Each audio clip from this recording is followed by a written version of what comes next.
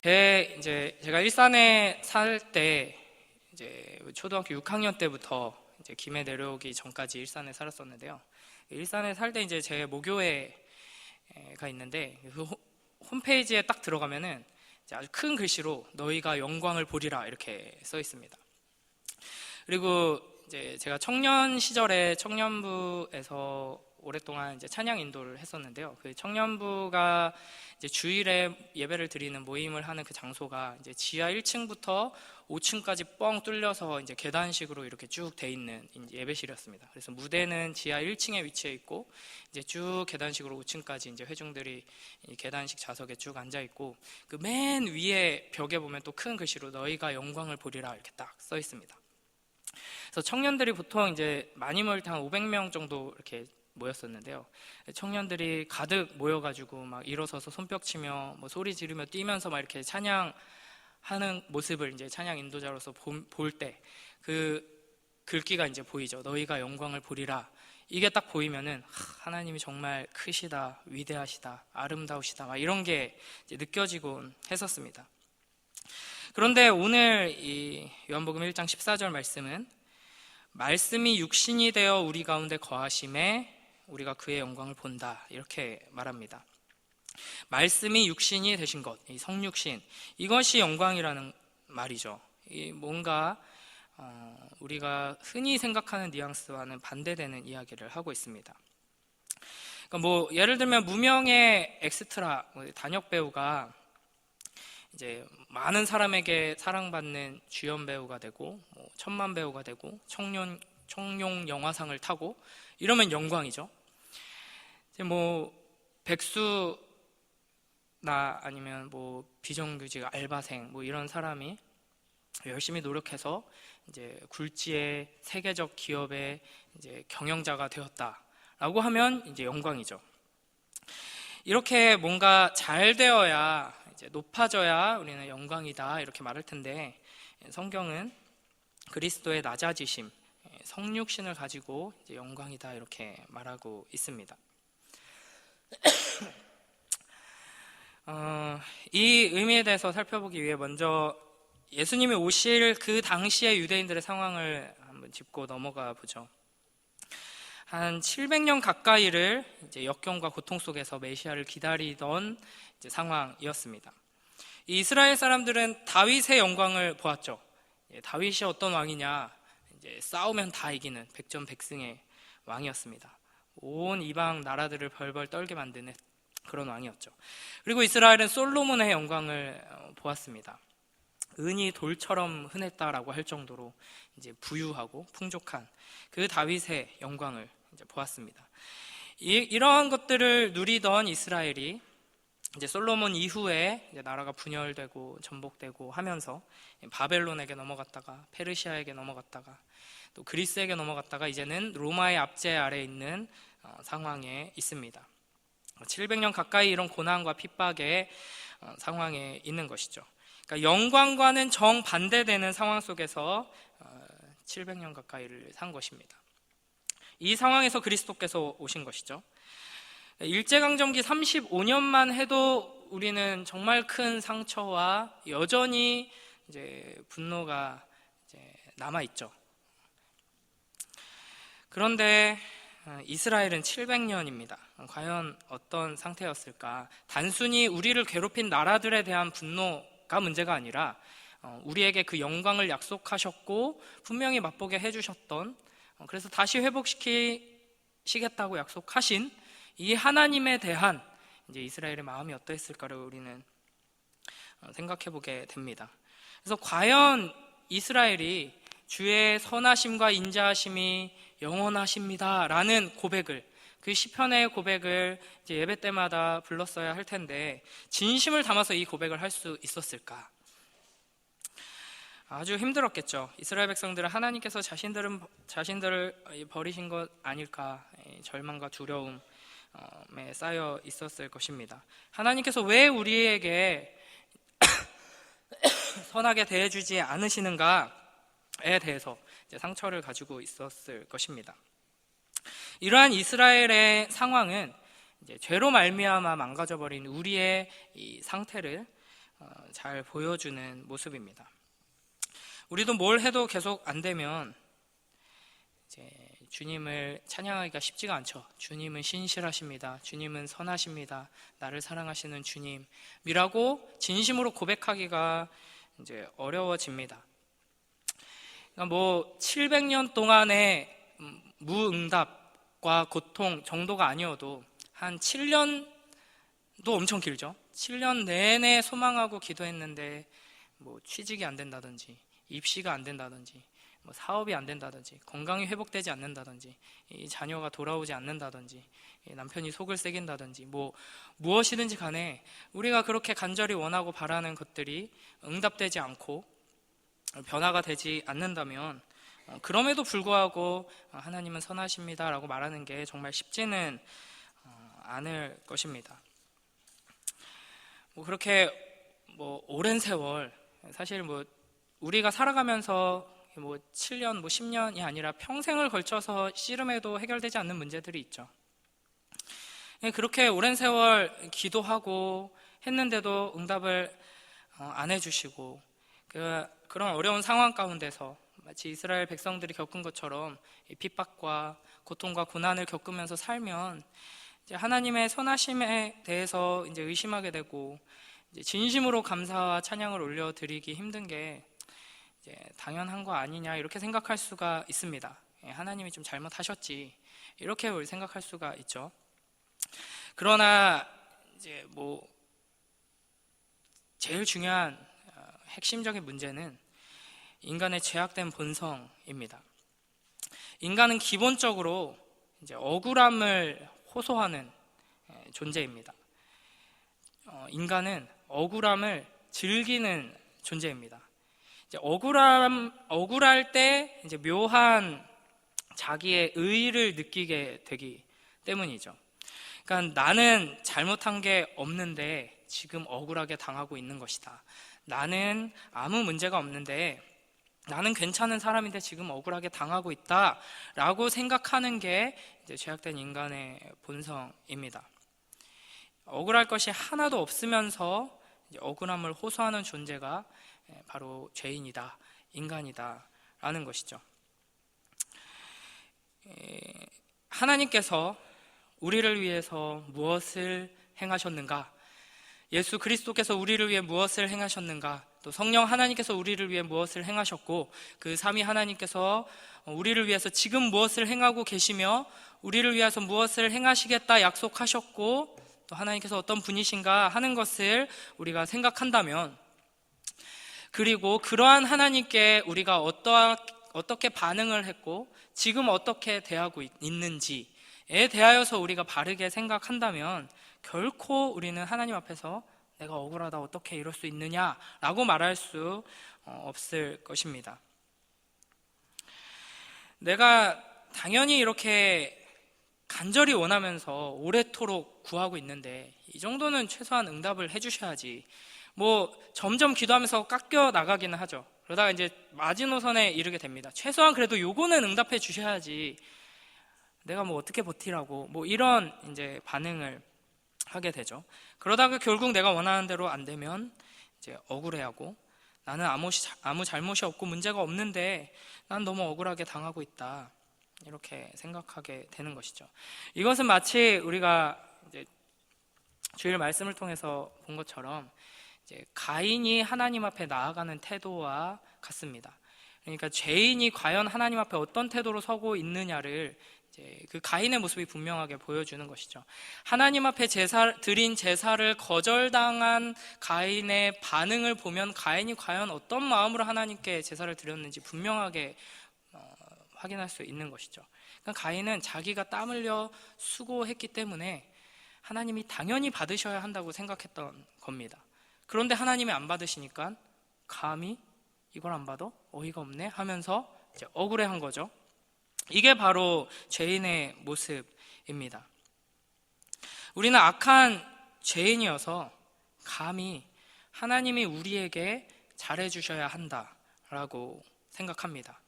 또 동시에 우리는 악한 죄인이기 때문에 억울함을 즐기는 사람들이기 때문에 우리가 누군가에게 호의를 베풀면 당연히 합당한 반응이 돌아와야 한다고 생각하고, 그렇지 않으면 이제 매우 억울해하면서 내가 이렇게 했는데 감히 그딴 식으로 반응해? 하는 게 이제 우리의 본성인 것이죠. 이러한 모습이 이제 죄인된 우리의 모습이며, 또 예수님께서 성육신하신 당시 이스라엘의 모습이라는 것을 기억하면서 다시 본문으로 한번 돌아가 보겠습니다. 이스라엘은 이렇게 굉장히 억울해하고 있었는데 예수 그리스도께서 오셨죠.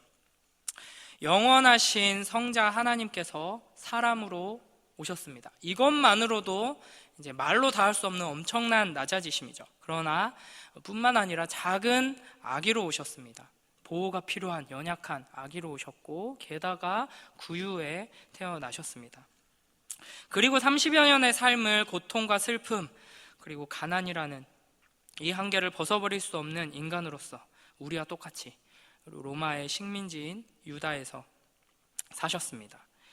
창조주이신 성자 하나님께서 우리가 사는 이 세상에 오셔서 한 인간으로 30여 년을 사셨다라는 것 자체가 얼마나 큰 낮아지심인지, 영광을 잃어버리신 일인지 우리는 이제 기억해야 합니다. 그래서 이에 대해서 조나단 에드워즈가 이렇게 말합니다. 영광스러운 하나님의 아들이요, 하늘과 땅의 창조자가 이로부터 겪었던 수치가 얼마나 큰 것인지 생각해보자. 약 30년 동안 그는 노동자 사이에 섞여서 아무에게도 알려지지 않은 무명의 삶을 사셔야 했으며, 그동안 다른 노동자들과 같이 무시당했으며 세상에 알려지지 않았다. 이스라엘은 이 놀라운 낮아지심, 왜 이렇게 낮아지신 것이죠? 이스라엘을 사랑하셔서 그러신 것이죠. 이 아름다운 사랑에 대해서 이제 어떻게 반응했나요? 감사와 찬양과 경배가 아니라 십자가에 못 박는 것으로 반응했습니다. 그래서 결국 예수 그리스도께서는 십자가를 지셨죠.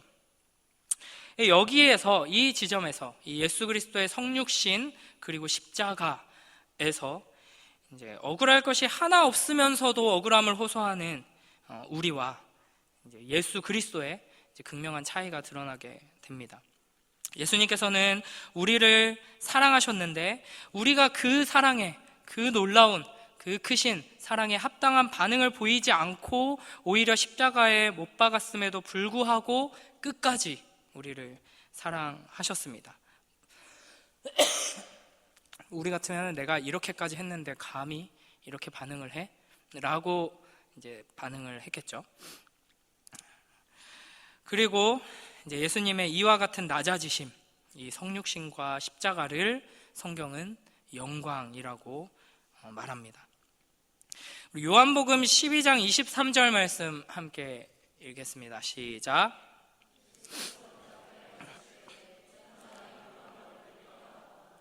아멘.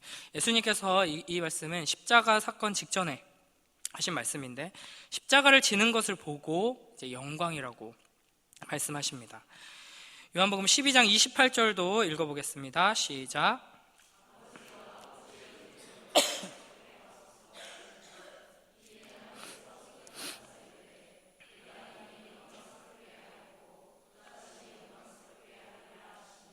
아멘. 하나님께서 십자가로 인해서 영광스럽게 한다라고 말씀하시죠. 요한복음 13장 31절도 있습니다. 시작.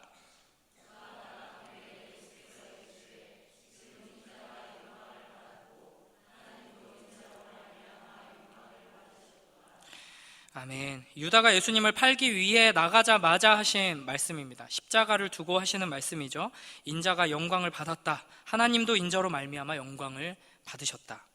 한 군데 더 보겠습니다. 요한복음 17장 1절 함께 읽습니다. 시작.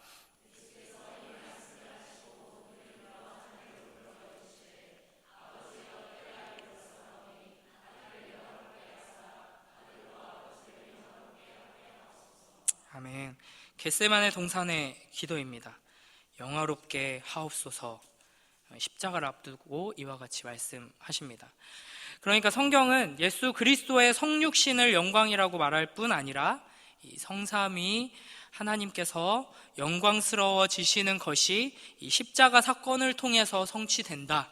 이 십자가에서 진정으로 이 삼위 하나님의 영광스러움이 드러나게 된다라고 말하고 있습니다.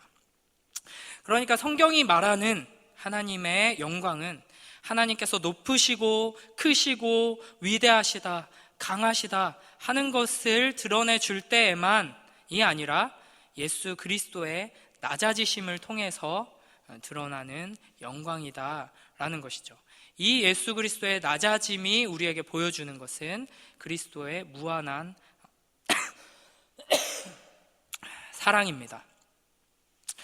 어떤 사람이 다른 누군가를 전적으로 사랑해서 이제 희생하는 그것을 우리는 영광이다라고 표현하지는 않습니다. 그냥 사랑이고 희생이죠. 그러나 성경은 이를 영광이라고 표현합니다. 왜냐하면 예수 그리스도의 이 낮아지심, 이 사랑과 희생은 우리가 이 세상에서 경험할 수 있는 그 어떤 것과도 다른 구별된 것이기 때문입니다.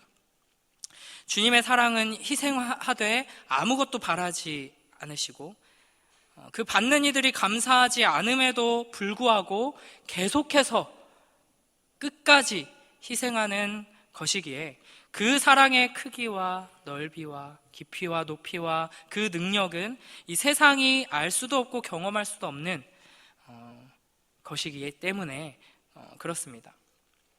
우리가 어떤 존재였는지, 우리가 죄인으로서 어떤 상태에 있었는지를 우리가 기억하고 그런 우리를 어떻게 사랑하셨는지 생각할 때, 그리고 그렇게 사랑하신 주님께 우리가 어떻게 반응하였는지도 생각할 때, 그리고 그렇게 반응한 우리를 어떻게 끝까지 사랑하시고 지금도 사랑하시며 마지막에 어떻게 결국에는 완성하실지를 생각할 때, 이 사랑은 우리가 흔히 말하는 그 사랑이라는 것과 질적으로 완전히 다른 것, 전혀 다른 차원의 것이라는 거죠.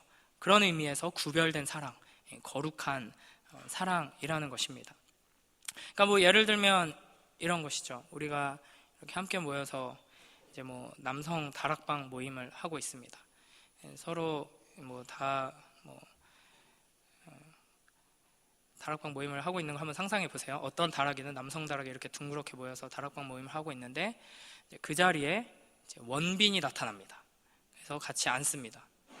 확실히 구별되죠. 네, 이런 겁니다. 우리가 아는 여러 사랑들, 여러 희생들이 있습니다. 그러나 그리스도를 통해서 드러나는 그 사랑은 확실하게 구별되는 거룩한 사랑인 것이죠. 거기에서 하나님의 영광이 드러나게 되는 것입니다. 세상 많은 사람들이 사랑합니다. 사랑하기에 희생합니다. 그런데 예수 그리스도께서 오셔서 우리에게 주신 것은 아무것도 바라지 않으시고 모든 것을 내어주시는 사랑입니다. 사람들의 경멸과 미움과 학대를 그대로 껴안으시고 당하시면서도 끝까지 사랑하신 사랑입니다. 이를 통해서 그리스도께서 인간을 사랑하셨다는 것이 인간이 서로를 위해 희생하고 사랑했다는 것과 비교했을 때 분명하게 구별되는 것이죠. 무한한 사랑, 영원한 사랑, 불변하는 하나님의 사랑이 구별되는 방식으로 십자가를 통해서 나타났습니다. 이것이 성육신과 십자가를 통해서 이 그리스도의 낮아지심을 통해서 하나님의 영광을 본다라는 것입니다.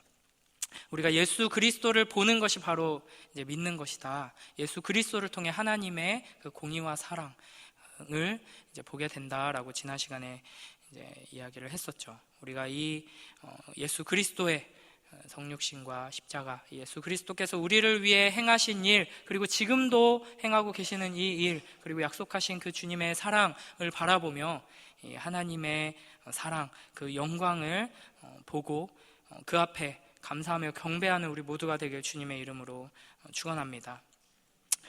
우리 빌립보서 2장 6절에서 8절 말씀 함께 읽어보겠습니다. 시작.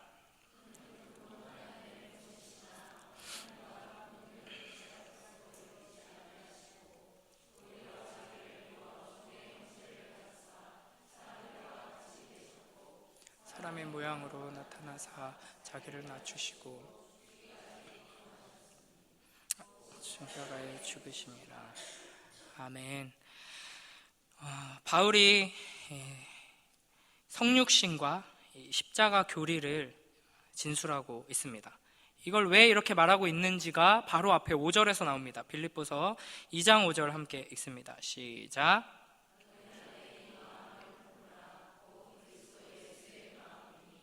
아멘. 성육신과 십자가를 통해서 나타난 예수 그리스도의 이 마음을 품으라는 것이죠. 성육신을 배우고 십자가의 사랑을 배우는 이유는 이런 마음을 품기 위해서입니다. 우리는 이 마음, 그리스도의 마음을 품어야 합니다.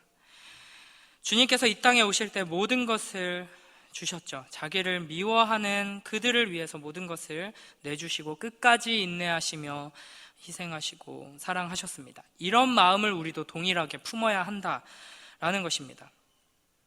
기독교 신앙을 바르게 알고 그 바른 신앙에서 자라나게 되면 이제 어떤 삶을 살게 되는가?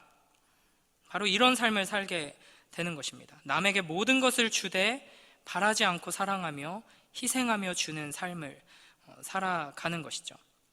하나님의 뜻대로 이제 인도함을 받아서 은혜를 받아서 사는 자들은 어떤 삶을 살게 되는가? 하나님께서 궁극적으로 우리를 어떠한 삶으로 인도하시는가? 모든 것을 주되 그 반응으로 감사와 칭찬이 아니라 미움과 조롱과 핍박이 와도 기뻐하며 끝까지 다 주는 사랑으로 사랑하는 자가 되도록 인도하시는 것, 그것이 하나님께서 우리에게 요구하시는 것이고 우리를 인도하시는 그 길입니다. 제가 이제 올해 중고등부를 맡으면서 한 가지 되게 감사했던 점은, 이제 초등부를 떠나면서 너무 슬퍼서 이제 식음을 전폐하고 많이 울었지만, 이제 초등부 아이들은 여기 또 몇 명 앉아 있지만 뭐 이렇게 편의점 가서 뭐 사주세요, 뭐 해주세요 해서 해주면 고마운 걸 몰라요. 네. 그런데 이제 중고등부 아이들 어떻게든 저는 이제 뭐 작지만 이렇게 선물도 많이 주고 싶고, 또 이제 청년부한테도 몇 번 해봤지만 별로 안 좋아하지만 책을 많이 선물로 주고 싶고 막 이래서 여러 가지 핑계를 들어서 막 이렇게 선물을 주는데, 처음 제가 줬던 게 별거 아니었거든요. 그냥 롯데마트 가서 이렇게 수입 과자 코너에 그냥 예쁘게 이렇게 상자에 들어있는 이제 초콜릿 뭐 한 5,000원도 안 됐던 거였습니다. 그거를 이제 3명에게 나눠줬는데 반응이 너무 좋아하는 거예요. 너무 기뻐하고, 이런 거 처음 봐요. 롯데마트를 안 가봤는지 처음 본대요. 외국에서 사온 것도 아닌데 이거 처음 봐요. 그리고 막 뜯어서 먹어보더니 이렇게 맛있는 거 처음 먹어봐요. 너무 감사해요. 막 이러더라고요. 정말 기분이 좋았습니다. 그러나 이제 우리가 누군가에게 모든 것을 이제 다 내어주는 사랑으로 섬기고 뭐 선물해주고 마음을 쏟고 기도해주고 시간을 내어주고 했을 때 우리가 기대하는, 우리가 마땅히 기대하는 그런 반응을 얻기는 거의 불가능합니다. 왜냐하면 우리가 죄인이기 때문이죠. 우리 자신도 하나님을 대하는데 마찬가지잖아요. 하나님께서 우리에게 베풀어 주신 은혜가 이렇게 큼에도 불구하고 그에 합당한 반응을 올려드리지 않고 있잖아요. 마찬가지입니다. 인간은 끝없이 억울함을 호소하는 존재입니다. 그럼에도 불구하고 주님께서 우리를 이와 같은 사랑으로 부르셨고 이와 같은 사랑을 보여주시며 우리에게 그 마음을 품으라고 하시기에 우리는 그렇게 해야 합니다. 그래서 저는 우리 중고등부 아이들이, 또 청년들이, 또 여러분이 제가 여러분에게 베푼 사랑에 대해서 그 합당한 반응을 보이지 않더라도 저는 끝까지 사랑하도록 하겠습니다. 제가 중고등부 이제 신방을 계속 반별로 하고 있는데, 제가 신방을 가는 게 아니라 아이들이 이제 저희 집으로 신방을 옵니다. 그래서 밥을 이제 먹이고 뭐 이렇게 하는데, 고3 남자아이들하고 고2 남자아이들 이렇게 왔을 때 정말 과하다 싶을 정도로 차렸거든요. 남으면은 내일 아침에 먹고 내일 모레 아침 점심에도 먹으면 되겠다 이랬는데 이제 다 먹고 젓가락을 빨고 있더라고요. 그래도 이제 다행히 이제 감사합니다 하면서 갔는데, 참 감사한 일이죠. 그러나 모두가 그러지는 않을 겁니다. 누군가는 끝까지 감사한 줄 모르고 은혜를 모르는 그런 모습으로 반응을 할 게 분명합니다. 그럴 때 이상하게 여기지 말고 저게 너무나 당연한 거고, 아이들이 크건 작건 내가 베푼 그 사랑에 대해서 감사하는 반응을 조금이라도 할 때 이게 얼마나 큰 은혜인지 우리가 생각해야 하면서, 동시에 내가 하나님 앞에 과연 이와 같이 감사를 표현하면서 그 사랑에 보답하는 삶을 살고 있는가를 이제 돌아봐야 할 것입니다. 아무런 반응이 없을 뿐 아니라 우리의 사랑과 이 인내와 희생에 대하여서 조롱하고 무시하고 심지어는 공격하고 우리를 십자가에 달아서 죽이려고 할지라도, 그럼에도 불구하고 우리는 예수님처럼 끝까지 인내하고 희생하며 사랑하는 것, 이것이 그리스도인의 모습이고, 이것이야말로 기독교가 가진 가장 강력한 무기입니다. 1세기 기독교는 그 위대한 로마 제국 전체를 뒤흔들고 깨부셨습니다. 그 힘은 깨어있는 그리스도인의 조직된 힘에서 나온 것이 아니라 이와 같은 죽음을 두려워하지 않는 사랑에서 나온 것입니다. 초대교회 성도들이 진정 예수 그리스도의 길을 따르는 사람들이었기 때문입니다. 지금 한국 교회가 이와 같이 지탄을 받고 조롱받고 선한 영향력을 끼치지 못하는 이유는 온갖 이유들을 다 대는데 주로 외부에서 되죠. 누군가의 세력이, 어떤 사람들이, 어떤 무엇이 아닙니다. 우리가 사랑하지 않고 있기 때문입니다. 우리가 하나님을 알지 못하기 때문입니다. 우리가 예수 그리스도를 온전히 바라보고 거기에서 그 거룩한 사랑, 하나님의 영광을 보지 않았기 때문입니다. 우리가 여전히 억울함을 호소하는 존재로 머물러 있기 때문입니다. 내가 이만큼 했는데 이만큼은 받아야지 하는 태도를 버리지 못했기 때문이죠. 하나님께서 우리에게 긍휼을 베푸셔서 이 영광스러운 사랑으로 자라날 수 있도록 축복해 주시길 주님의 이름으로 축원합니다. 호의에 대해서 저기로 반응하는 그놈들에게 계속해서 끝까지 사랑으로 반응하는 이 그리스도의 삶이야말로 하나님의 영광입니다. 이 신자의 영광은 이 땅에서 성공하고 높아지고 잘되고 위대한 일을 이루는 것이 아니라 위대한 사랑, 이 거룩한 사랑을 이루는 것입니다. 우리 모두가 이 위대한 일을 꿈꿨으면 좋겠습니다. 제가 중고등부 아이들에게도 어떤 좋은 대학 가고 좋은 직업 가지고 많은 사람들에게 이 사회에 선한 영향력을 끼치고, 이런 작은 꿈에 머물러 있지 말고 제발 큰 꿈을 꿔라, 이렇게 말합니다. 하나님의 사랑을 닮아가는 것, 예수 그리스도의 사랑을 닮아가는 것, 자기 아들을 내어주신 그 사랑, 자기의 모든 것, 그 생명까지도 내어주신 그 사랑을 닮아서 이 어두운 세상을, 이 악한 세상을 사랑으로 이기는 우리 모두가 되길 주님의 이름으로 축원합니다. 마지막으로 빌립보서 2장 9절에서 11절 말씀 함께 읽겠습니다. 이와 같은 이 성육신과 십자가의 그 마음을 닮은 이들이 이제 어떻게 주님께 영광 돌리게 되는가, 빌립보서 2장 9절에서 11절 함께 읽습니다. 시작. 하나님이 그를 지극히 높여